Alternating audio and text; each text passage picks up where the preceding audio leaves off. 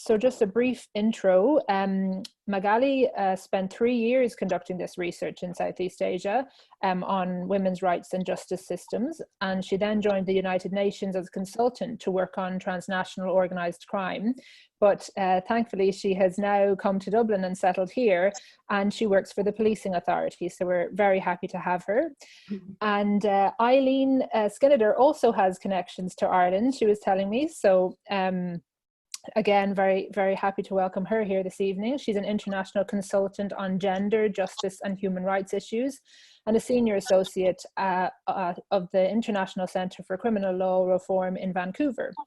A lawyer by profession, she has experience in conducting research, providing technical assistance and developing global tools, including for the UN Office on Drugs and Crime and the UN Women and the Council of Europe.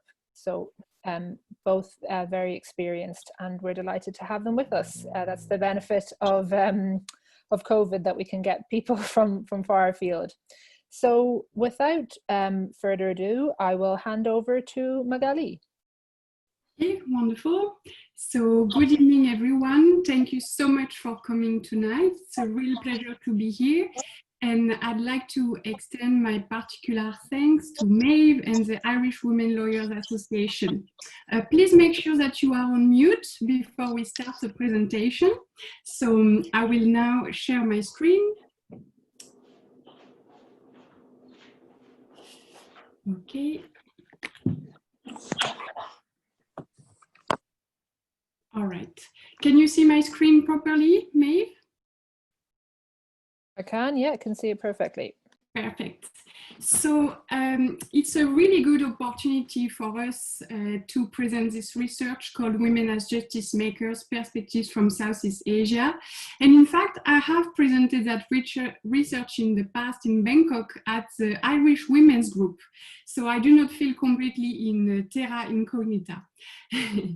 So I lived about 5 years in Asia, and I was fortunate to work for the Thailand Institute of Justice, which is a research institute created in 2011. And they work a lot on women in prison, women in the justice systems, and restorative justice more recently. And this research came about because at the time, my supervisor, Dr. Sita Sumrit, wanted us to produce the first of its kind research to try to capture some of the challenges and opportunities that women face in the justice professions.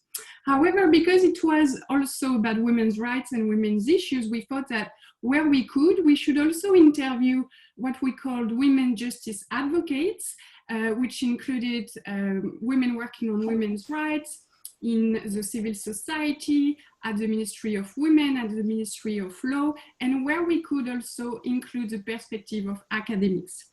So this year was a bit more than 2 years long, and we first asked Eileen Skinnider, who was the main advisor on the project and whom you will hear from a little bit later, to produce an international comparative review so that we could inform ourselves about the main kind of challenges that women face in the justice professions.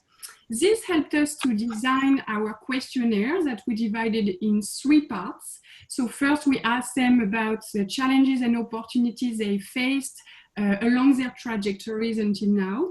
And then we asked them what were their perspectives of women's situations and statues at 3 different levels in the society, at work, and also at home, because we thought that those dimensions are very often intertwined and that we couldn't really study one without the others. And the third part, we asked them about their techniques and strategies to overcome the obstacles that they encountered in their professions. So that brought us to interview 113 of those women in 9 countries of Southeast Asia, which included Myanmar, Laos, Vietnam, Thailand, Cambodia, Malaysia, Singapore, Indonesia, and the Philippines. And for the little story, my first field trip was in Myanmar. And I went there with my supervisor, who knew the country quite well. But on the second day of the mission, she actually had to leave me because of an emergency at work. So I was left in Myanmar with my pen and paper, and I had to do all the interviews by myself. So I was really plunged into the experience directly. So let me take you now to some of the main challenges that we found in the study. But instead of being too academic, I just would like to share some quotes and anecdotes that women have expressed during the interviews.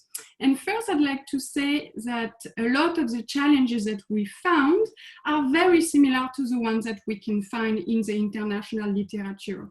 However, of course, when you look at the local level, those challenges and discriminations take very different kind of forms and shapes, because they are influenced, of course, by such things as traditions and religion, political regimes, and also the level of women's movements in each country. So first, we were quite surprised to see that amongst the women justice professionals, a lot of them tended to mistake parity in numbers for gender equality. So one woman in Malaysia, a prosecutor said, "Oh, there is no discrimination for women because there is no law that prevents women from entering those professions."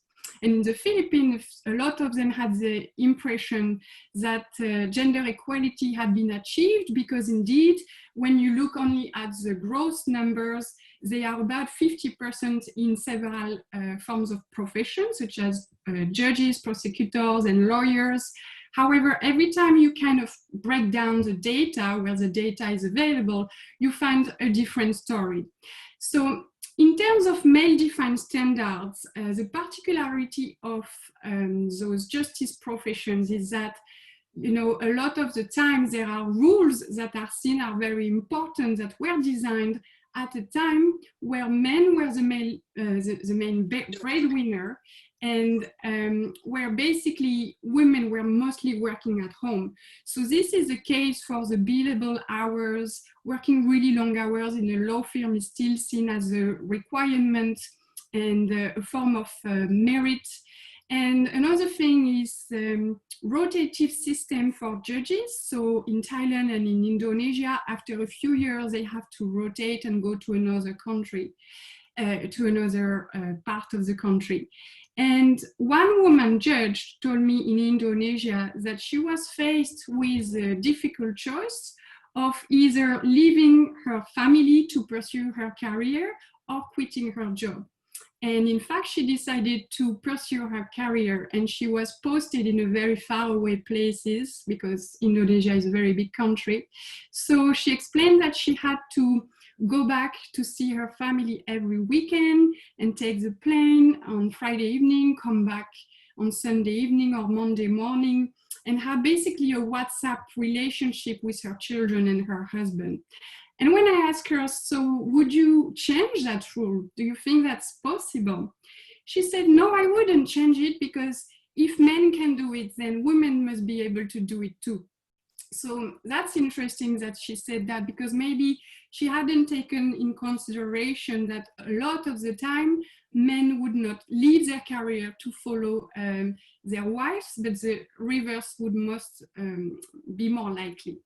So in terms of double standards in the professions, we met a number of women who said that they felt they had to work much harder than their male counterparts to achieve the same level of respect and recognition.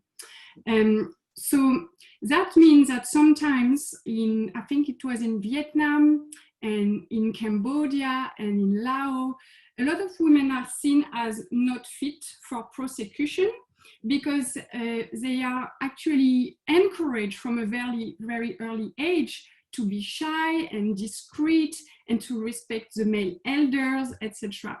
So it's not that they are not fit to litigation, it's just maybe that they need a little bit more training. And for those women who were breaking those stereotypes and not abiding by those expectations and pre-set standards, they were often defined by their male counterpart as too tough, nitpicky, demanding, or even emotional. So that's quite common also in the international literature. In terms of stereotyping, a lot of women are expected to be too soft, as I mentioned, but also women being nurturer. And that causes a number of problems, which is linked to childcare responsibilities that we will see later. And also a common stereotype is that women would be maybe too soft on cases of violence against women, whereas men are usually automatically assumed to be impartial. In terms of pigeonholing of women, we saw in our study that when you dig into the statistics, you have a lot of women pushed towards administrative tasks, research tasks, or to the clerk position, or to working on women's issues. So one woman in Vietnam, at the prosecution level, she said that women would never be called to be trainers unless the subject was on women's issues. And as we can see also in the international literature, a lot of the time women are pushed toward family law and this kind of things. Just please make sure to turn off your mic. Thank you so much. So looking at childcare and family responsibilities, I found Singapore to be a very interesting case because in fact, they fare quite well internationally in terms of gender inequality. In the gender inequality index, they are faring quite well. And at entry level in the law firms, men and women usually earn the same wages. However, this changes over time. And one female lawyer said that pregnancy is still a source of massive discrimination for women working in the law in Singapore. And as we were just finalizing the research, we saw that the Singapore government was trying to, change the state of play because in fact, Singapore has been facing for 30 years a very important natality crisis.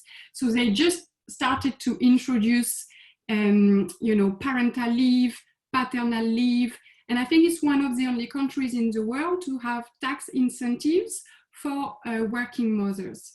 And in fact, in the region, Vietnam was the only country that had by law the requirement of providing a position similar to the level that women had before they left for their pregnancy and maternity leave. In terms of harassment and disparaging treatment, I'll give an example about that in a second. And in terms of the lack of entry and advancement opportunities, we were quite surprised to find that in Myanmar, Cambodia, and Laos, and even the Philippines, that women felt that they were missing on very important meetings that were happening in informal settings after work. So usually their male colleagues would go outside and have drinks, whereas this is very much frowned upon for women of these professions to do that. And when I asked them in the Philippines, would you do it if it was less frowned upon? They said that they would and that they wish that this changes, this image changes in the society. So now, let me take you to two case studies that are a bit dear to my heart because they are maybe the ones I remember the most vividly. So when I went to Cambodia, I met with a woman working at the Ministry of Justice, and I asked her, so why are there not so many women judges, prosecutors, and lawyers in Cambodia? And she said, well, we are really trying to get more women, but I think they are just lacking interest or that law is too difficult for them. And she couldn't come up with any other kind of barriers. So after that, I met a young prosecutor who gave me quite a few possible reasons why women were not joining the law school in the first place. So first of all, she explained that a lot of parents would be reluctant to send their daughter to the capital city where the law school is because it's seen as dangerous. And they wouldn't have this kind of consideration for their sons, for instance. Another thing is, you need to be a little bit wealthy at first, of course, because you have some years, of studies where you are not paid. And then the first year of practice as a prosecutor in Cambodia is also unpaid. So she explained that she had to provide herself with all the equipment, computer, files, a desk, an office. And after 1 year, the government reimburses you. And then she told me an astonishing story, that the fact that she wanted to be a judge originally. And at first, people who want to become judges and prosecutors, they study together in the same class. But in fact, at the end of this process, they have a lucky draw ceremony where they literally have to go on a line and pick in a hat a piece of paper that says judge or prosecutor. And that's a big problem because for her, she said that she worked really hard and that some people in the class who didn't work as hard got, the position of judge. So she could not use her educational achievements to reach her dream job. And also she mentioned that every year in the class, there is 1 female student for 5 male students. So there is no official quota, and the woman at the Ministry of Justice mentioned nothing about that. But every year there are 11 women in the class and 55 men. So that's a kind of hidden discrimination. And also she explained why she didn't want to be a prosecutor in the first place. Because in Cambodia, it's quite hard for women to be prosecutors because you have to go on the crime scene and sometimes you are called in the middle of the night. So she has to go, and it's seen as a very bad thing for women to be outside at night. So she explained that she was very uncomfortable with that. Her family were also worried for her. And when she would arrive on the crime scene, she would be working with 100% male police officers who would give her very disparaging comments because she was a woman, but also because she was quite young. So every time she would try to give instructions on the case, they would literally laugh at her and say, "Oh, look, the baby is talking." So I remember her vividly as a very brave woman.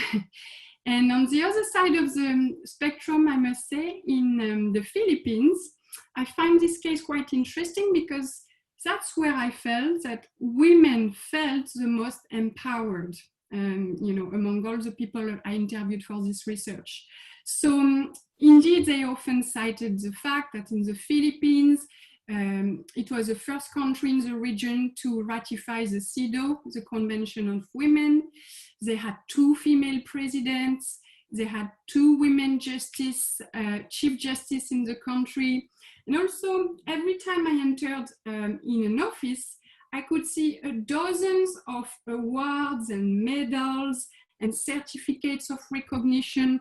And this culture of recognition and awards, I think, was very beneficial for her because they could really show it with pride, right?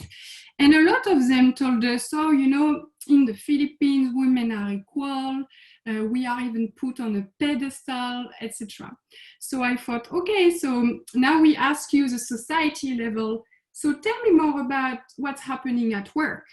And this group of female prosecutors told me, well, at work, we have this new punch card system, which is very problematic for her because before we were able to work during the day and then go a little bit early to pick up the children and work again at night. But because someone thought that this was unfair for men, now they put this punch card system.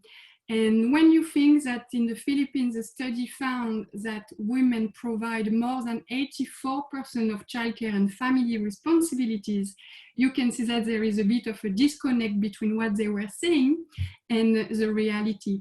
So I've asked one female prosecutor, so how is it going on at home? And she was one of the women who said that women are equal. And as you can see in the quote, she said, oh, at home, I have to take care of the ego of my husband. of course, because even though we are equal and we are empowered, we do things differently. Me, I always have to take care of how he feels. I cannot show him that I'm better than him. I have to show him that he is better than me. And so I asked her, so do you think that's indicative of some kind of imbalance? And she said, no, you know, because in fact, nowadays, feminist and progressive women, they claim that marriage is not about compromise. And I think that increases a lot the divorce rate in the world. Just for the little story, the Philippines is probably the only country in the world with the Vatican where divorce is actually illegal. So if you are in a very problematic partnership with your husband, you actually have to go a very complicated process and pretend that you are crazy. I mean, I won't go into details, but it's quite interesting to see, you know, the differences between those different dimensions. So one of the strengths of this report, I believe, is that we did not want only to focus on the challenges, but we also wanted to show the solutions. And we asked women, what are your strategies of influence and your personal techniques when you are in male-dominated environments? And their responses were very varied. And in the analysis, we saw that we could separate them between rules, techniques that actually reinforce the problem, and techniques and strategies that would actually promote long-lasting change at work, at home, or in the society. So just to give you some examples, one female lawyer in Myanmar, she said, you know, when I need to get my point across in a male-dominated meeting, I ask a friend of mine to, you know, say the point for me. So of course she gets her points to be considered, but because it's not coming from her mouth, it kind of reinforces this idea that women have nothing to say, right? Another woman in the Philippines, a prosecutor, said the opposite. She said, oh no, me, when I arrive in the courtroom, I am always standing up, I am power dressed, and I look everybody in the eyes and I show that I'm always ready. A female judge in Myanmar said, well, when I'm in the courtroom, I speak in a very low voice so that people have to lean in to listen to me. And in Malaysia, I met a head of a law firm who said that because of her appearance, because she is a woman, and also wearing the veil, being a Muslim woman, she said that her male counterparts sometimes would doubt her abilities. So she would appear to be weak, let everybody speak first in the room, and she said, and that's where I strike. And finally, one female lawyer from the Philippines told me, you know, I changed completely my language. So I don't say I think, I don't say I feel, I say I think.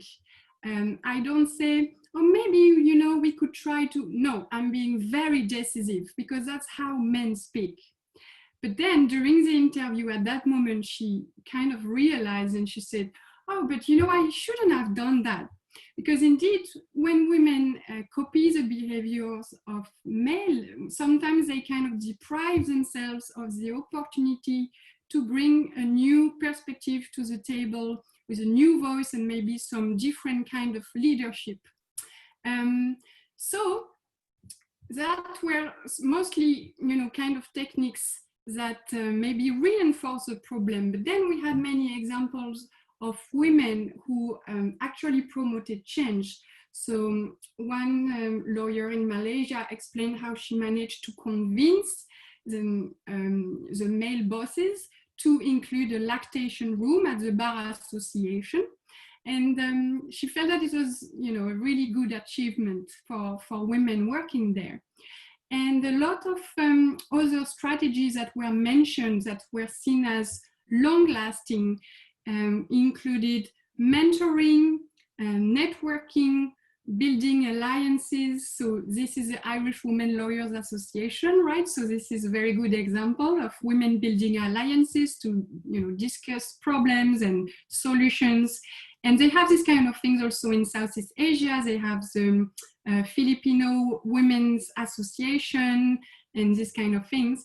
But one thing that came back also recurrently was how being promoted in leadership role as women was very important to inspire younger women.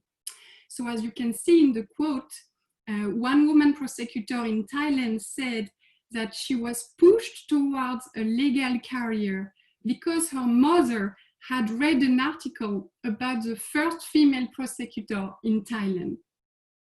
So I would like now, before we go to breakout rooms and ask you about your own strategies of influence and techniques developed over the years, to introduce Eileen Skinnider.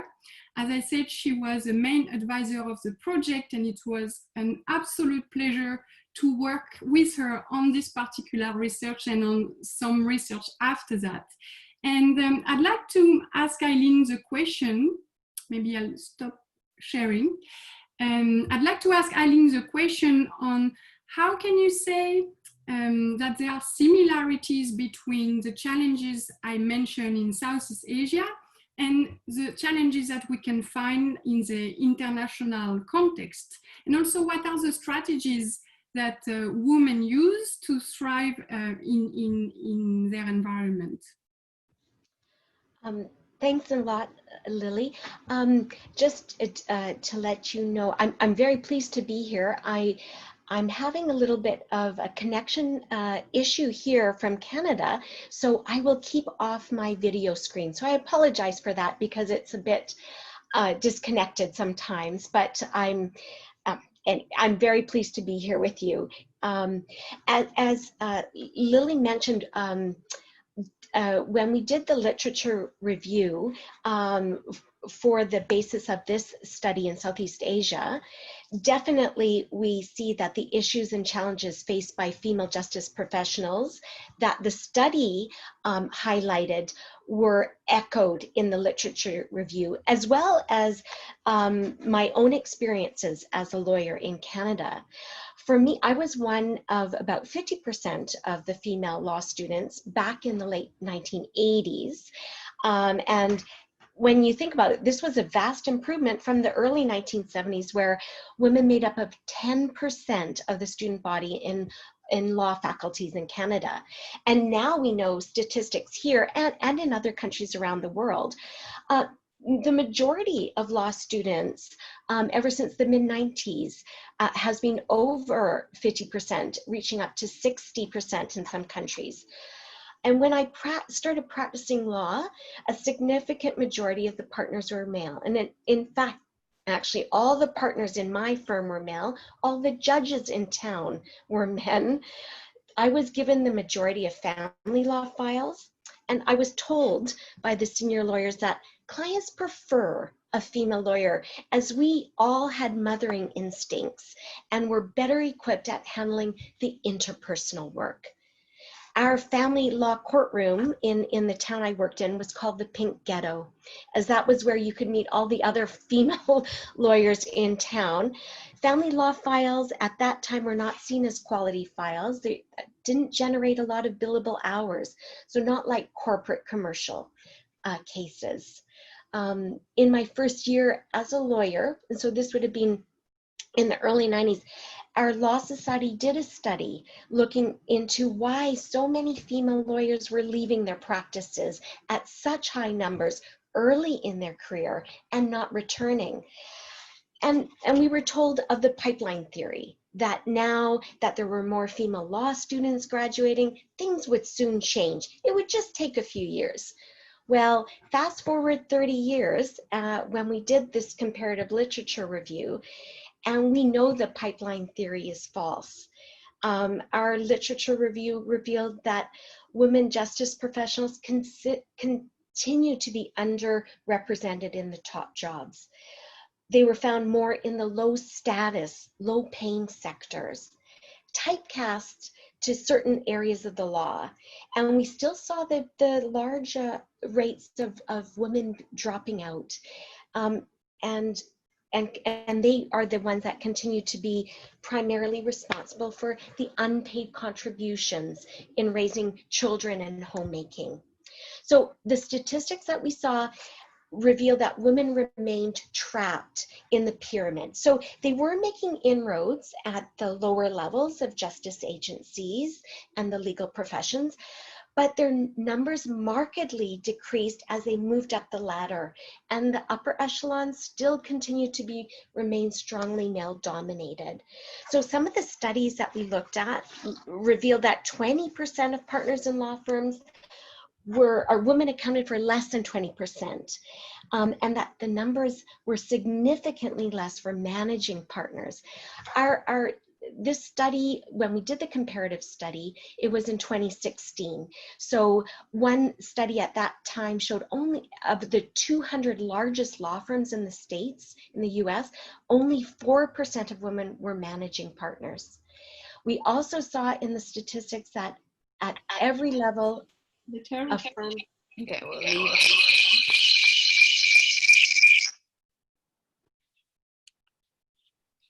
Sorry, Eileen. I think you can go on. Someone, you know, just interrupted without muting themselves, but that's fine. Apologies, I think I muted Eileen by accident, but she'll be back now. Okay, thank you. Sorry, let me know if I'm breaking up at all.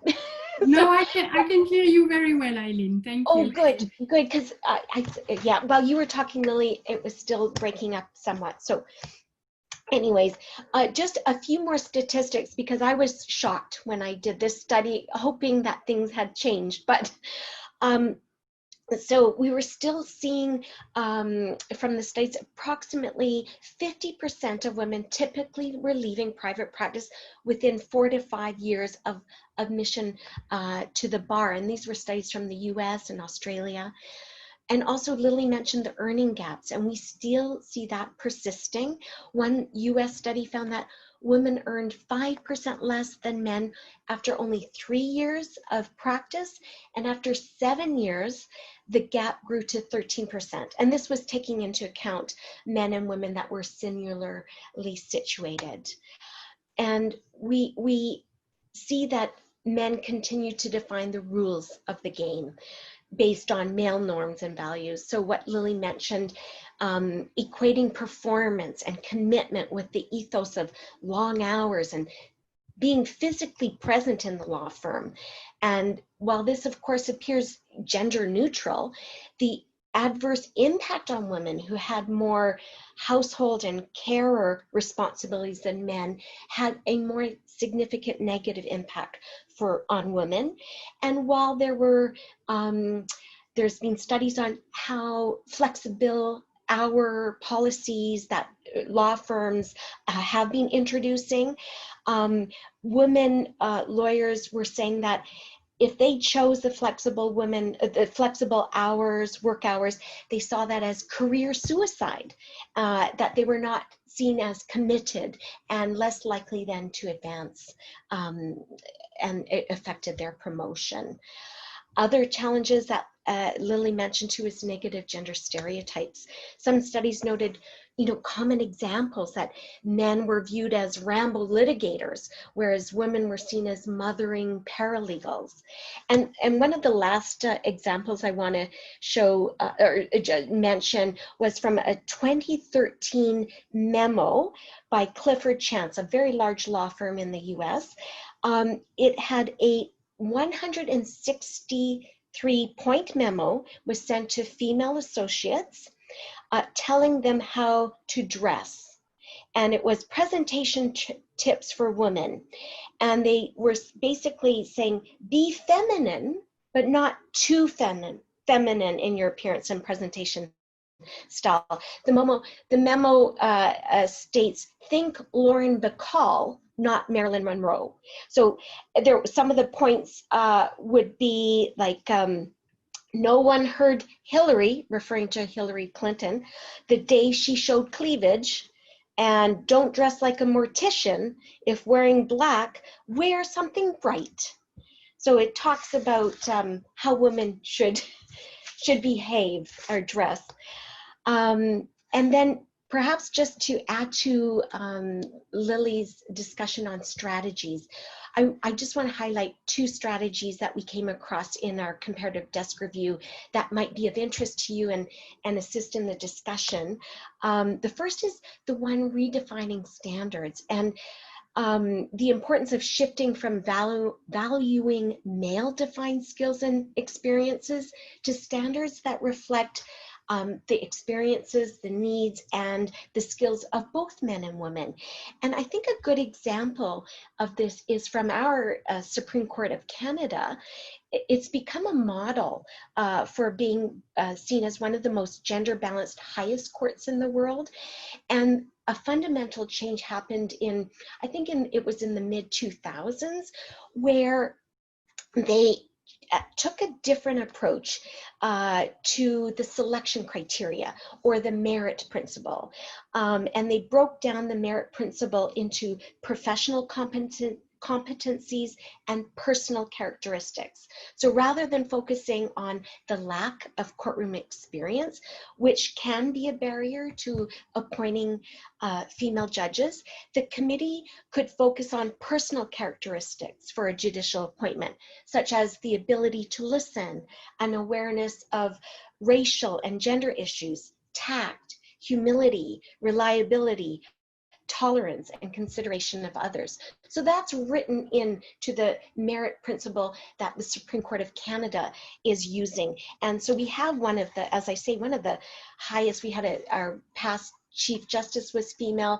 4 out of the 9 judges were female. It is, of course, changes all the time. And maybe the last example of the strategy is from the US, and this is pre-COVID, where new law, in quotes, developments in a US legal practice focuses on doing away with traditional law offices that are favored by large law firms, and to allow, this reduces their overhead. And they were saying in the study, one of the significant factors is then that the lawyers can work flexible work schedules, and there's no need to be shown to be doing work. So it really eliminated the flexibility stigma that the previous studies had shown. So I thought that was interesting, and it will be interesting to see how maybe the stay at home and work home orders in the COVID area is assisting female lawyers. And we've done some studies here and in the States how women are saying that there is more sharing of childcaring and household work, because both partners who are working full-time from home and their kids are at home from school, have to work together. So I think that's quite interesting. Thanks. I'll hand it back to you, Lily. Okay, thank you so much, Eileen, for your intervention. That was very interesting. So now we would like to propose the members of this audience to be put in breakout rooms where you will have about 5 minutes to share with each other some of your own techniques or strategies of influence that you have used in the past, either in male-dominated environment or more generally in challenging environments to thrive. So you'll have about 5 minutes to share those experiences, and then we'll come back to the main room. And if someone wants to share what was told in the main room, they'll be more than welcome to do so. So don't worry, Maeve has this, and you will be sent in the breakout room just now.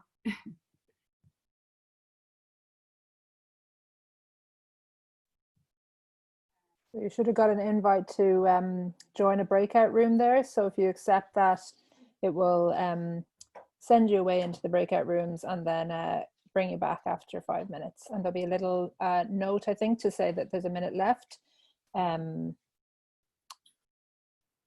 Hopefully that's working.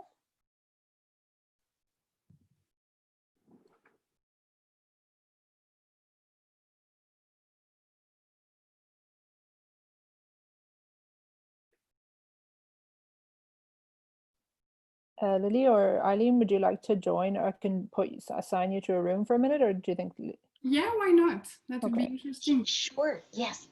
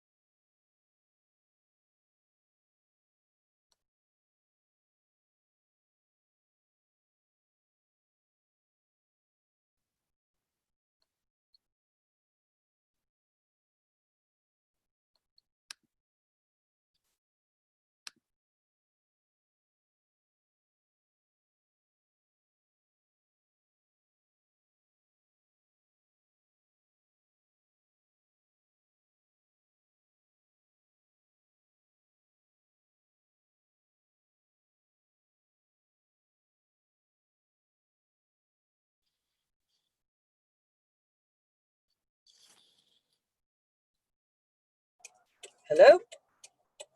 Hi there. You in a I'm group? Finola.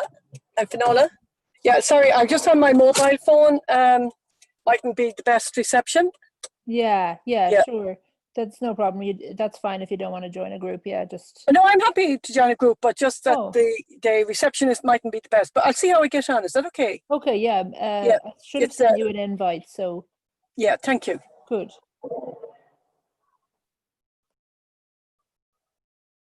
It's a very interesting session. Yeah, they did a good job. It looks like you should be invited to join breakout room 2. Grand. Okay. Listen, I don't know if you can see. yeah, it might, you see, working off a mobile phone, it mightn't be the I best. know, it doesn't come Yeah. up. Yeah. Yeah. Listen, not to worry. Okay. Not to worry. Are you going to be coming back together again, or? Yeah, exactly. They just have 2 minutes left. So Well, no, yeah. there's not much point. You see, my reception is not the best. Yeah. But listen, well done. It's interesting exchange. Yes, yeah. Well, thanks very much for So, joining. yeah. Okay. So I'll pick up then later on. Is that okay? Yeah, perfect. Yeah. Perfect. Thank you. Okay. Cheers. Cheers. Mhm.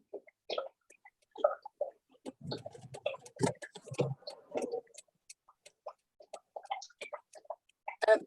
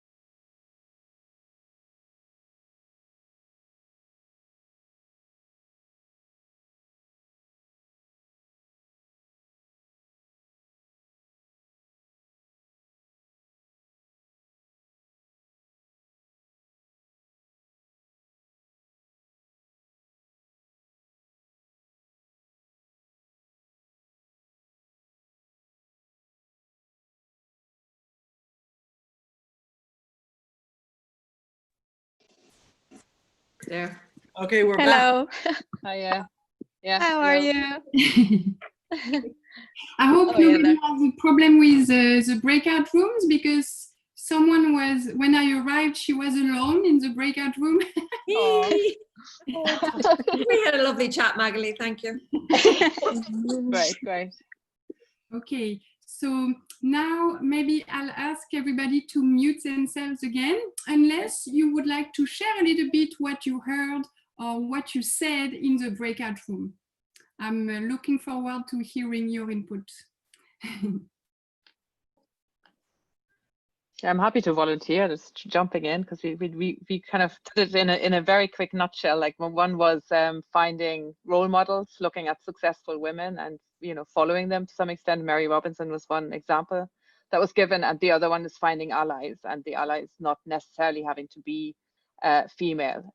You know, if you're in a male-dominated area, or, you know, and we were looking at not just you know, male domination, but also sort of racist incidents or racist behavior or anti-gay lesbian behavior, whatever, that you'd find somebody who is, you know, will be an ally and that will stand with you in either sort of defending your position or in standing with you in challenging certain you know, patterns or systems that are there.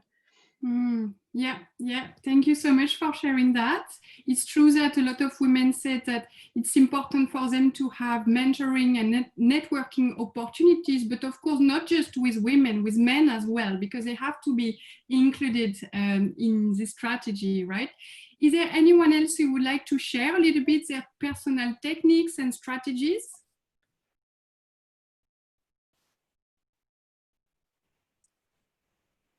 I might just ask if anybody in the group would like to suggest, or do they have any strategies with regard to being overlooked for like commercial work or chancery style cases from solicitors who would give you the work in every other area that's typically feminine, or women lawyers act like family law or employment law. Has anybody developed a strategy to break through into these other areas of law, which seem to be held back for the boys, as it were?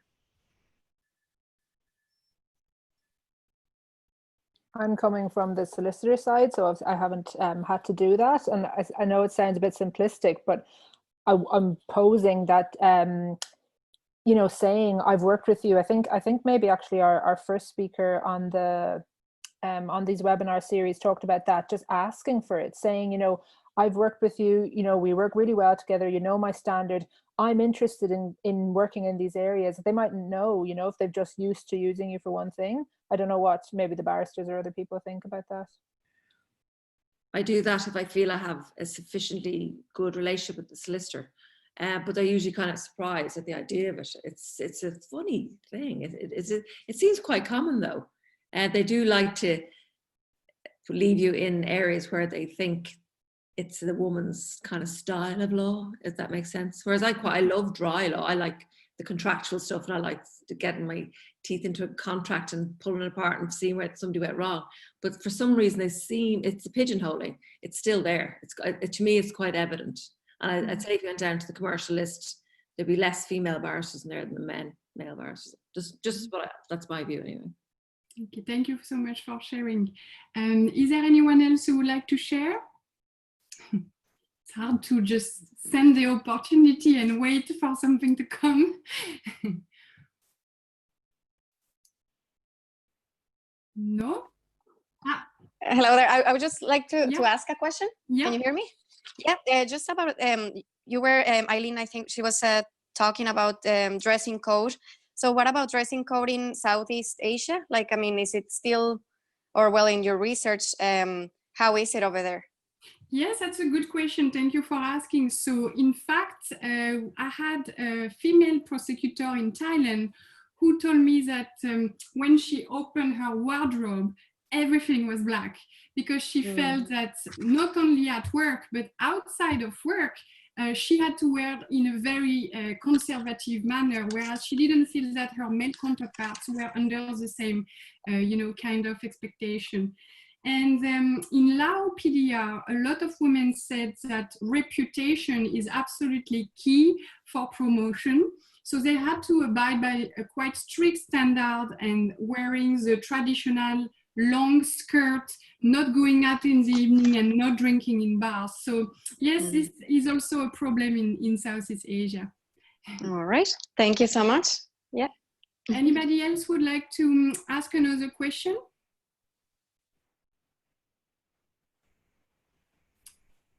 No? Perfect. So I will just take you to the last minutes of this webinar by sharing my screen one more time, just to conclude on a few things. So I hope you can see my screen properly. Okay. So, yes, in fact, to conclude that, just to make a little point on why do women matter in the justice professions. Well, first, of course, for the basic argument of fairness and equality, because women are 50% or more of the population, so they have to be fairly represented, you know, in the justice profession. But then, as one of the interviewees quoted at the bottom, women often bring a different perspective to the table. And in fact, sometimes for women who have been trained on gender issues and understand the systemic discriminations that are either obvious, subtle, or hidden, then maybe they can even come in and promote change and also improve women's access to justice. So on the right, you can see a quote by a female lawyer from the Philippines who said, "A feminist lawyer is someone who understands that there is a systemic disadvantage and discrimination against women, and it's everything the society. It's the political system, the economic system, the social system, and law is very much part of that system of oppression." And in fact, this woman actually took several cases of violence against women and rape in particular to the CEDAW committee when women had been denied justice, for instance, because they couldn't prove that they had fought enough to preserve their dignity and their purity during rape. So after exhausting all the domestic kind of recourses, this woman made a real change by taking, you know, some of those cases to the CEDAW committee. And so finally, women have transformative power, and when they have been trained or when they understand these gender inequalities, they can really impact their workplace, which is beneficial not only for women but also for men, because they have maybe more of a work-life balance, etc., etc. And Eileen wanted to have a last point on that too. Are you here, Eileen?